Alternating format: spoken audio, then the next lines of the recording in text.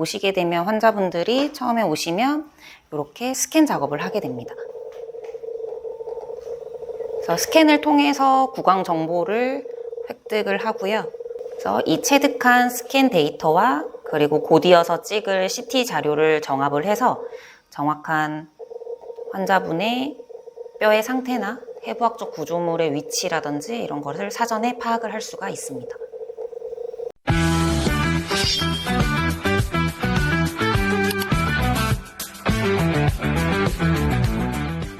네, 원장님 안녕하세요. 안녕하세요. 네, 저도 부모님이 계시지만 부모님의 그 치아 건강에 대한 고민이 참 많습니다. 이렇게 저같이 자녀분들이 큰맘 먹고 부모님의 그 전체 임플란트를 이렇게 해드리려고 치과를 알아볼 때 정말 막막하거든요.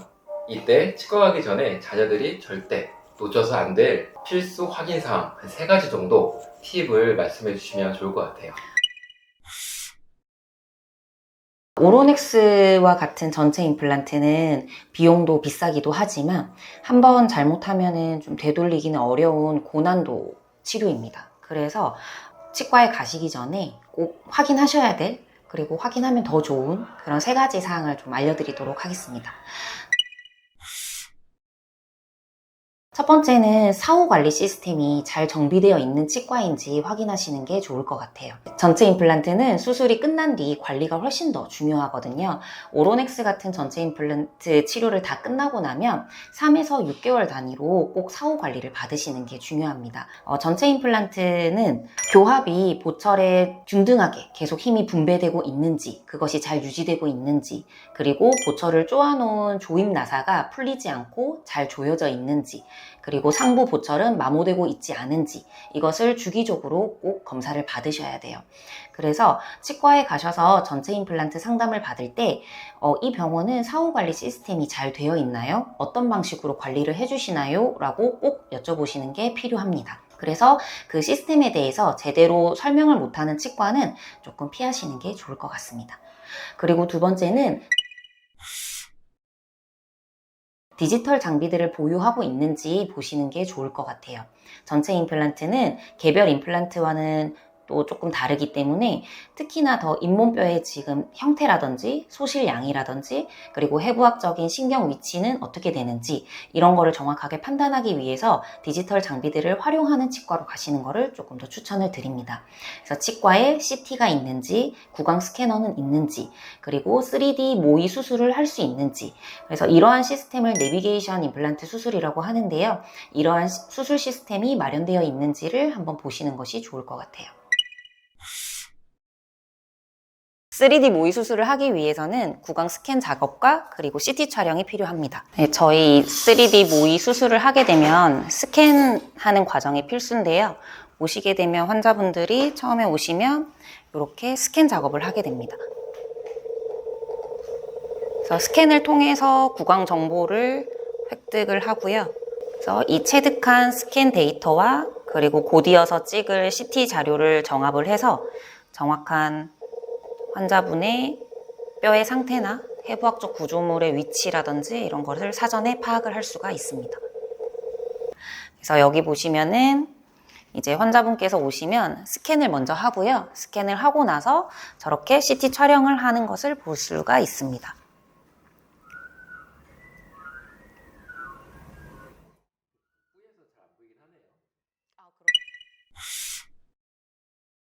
마지막 사항은 아무래도 원장의 임상 경험입니다. 전체 임플란트, 특히 오로넥스 같은 특수 전체 임플란트를 해본 경험이 있는지, 얼마나 해봤는지 이런 거를 따져보시는 것이 좋고요. 병원에 가셔서 이 병원은 이러한 수술 케이스를 어느 정도 해보셨나요? 잘된 케이스가 얼마나 되나요? 수술의 전후 비포 애프터 사진을 제가 볼 수 있나요? 라고 한번 요청해보세요. 그러한 것들을 제대로 설명을 해주지 못하는 치과라면 조금은 다시 생각해보시는 것이 좋을 것 같습니다. 오로넥스 같은 전체 임플란트는 사후 관리가 중요하고 수술할 때 모의 수술을 해보는 것이 중요하고요. 그리고 이러한 특수 치료를 얼마나 많이 해봤는지가 중요하겠습니다. 그래서 이러한 사항들을 바탕으로 치과를 선정하시는 것이 좋겠습니다.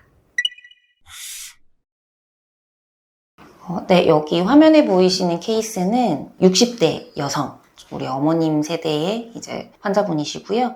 오래도록 위아래 부분 틀니를 사용을 하시긴 했는데 사용을 못할 정도로 앞니 이제 지대치들이 망가진 지가 꽤 오래되셨고, 그래서 기존에 가지고 계시던 틀니조차도 굉장히 오랜 기간 동안 이미 못 쓰게 돼버린 그런 상태로 이제 병원에 내원을 해주셨어요. 남아있는 치아 주변에 치주염이 굉장히 심하게 이완되어 있는 거를 보실 수가 있고요.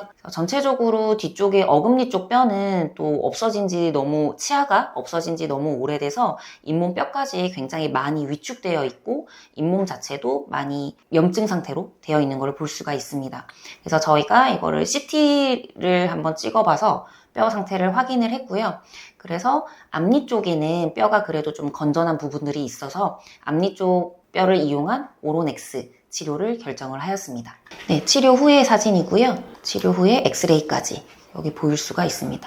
보시면은 CT 화면과 그리고 스캔 자료를 바탕으로 해서 최적의 임플란트 위치를 찾아내고요. 사전에 3D 모의 수술을 한번 해봅니다. 그래서 이제 임플란트의 위치를 정하게 되는데, 그렇게 결정된 위치에 임플란트가 따라서 심겨 있는 걸 볼 수가 있고, 이를 이용해서 전체 보철물을 제작해드린 케이스입니다. 보시면은 상악 제1대구치에서 반대쪽 제1대구치까지 해서 총 12개의 치아를 복원을 해드렸고, 아래쪽도 마찬가지입니다. 그래서 치료가 끝나고 나서 당연히 이제 고정성으로 보철이 들어가니까 일반적인 식사를 웬만한 건 다 하실 수가 있거든요. 그렇게 돼서 이제 너무 삶의 질이 올라갔다고 굉장히 좋아해 주신 그런 케이스입니다. 네, 이분 이제 좀 전에 임상사진을 보여드린 환자분의 엑스레이 사진인데, 앞에 윗니 같은 경우는 4개가 남아 있었고 아랫니는 3개가 남아 있었는데, 이 심지어 남아있는 치아 주변에도 보면 이렇게 치조골이 치주염에 이완이 돼서 뼈가 다 녹아있는 걸 볼 수가 있습니다. 여기도 보면은 위턱 주변으로 뼈가 이렇게 치아 주변으로 다 녹아 있어요. 그래서 보통 치아의 뿌리가 당연히 여기서부터 여기까지인데요. 제일 뿌리가 길다고 하는 송곳니조차도 뿌리의 절반밖에 뼈에 안 담겨 있는 걸 볼 수가 있고, 나머지 작은 앞니 같은 경우는 거의 뿌리의 3분의 1 부분만 담겨 있는 것을 볼 수가 있습니다. 그리고 아래 앞니 같은 경우는 둘러싸고 있는 치조골이 전부 다 녹아 있는 것을 볼 수가 있고요. 그래서 부득이하게 치아를 모두 발치를 하자라고 결정을 했고, 앞쪽에 이 부분에 있는 뼈들은 그래도 뼈의 높이라든지 건정성이 조금 확보가 되고 있거든요. 그래서 이 앞부분을 활용해서 임플란트를 5개를 심었고요. 아래쪽에는 띄엄띄엄 하긴 하지만 그나마 뼈가 건강한 자리를 찾아서 6개를 심고 전체 치아를 복원을 해드린 케이스입니다.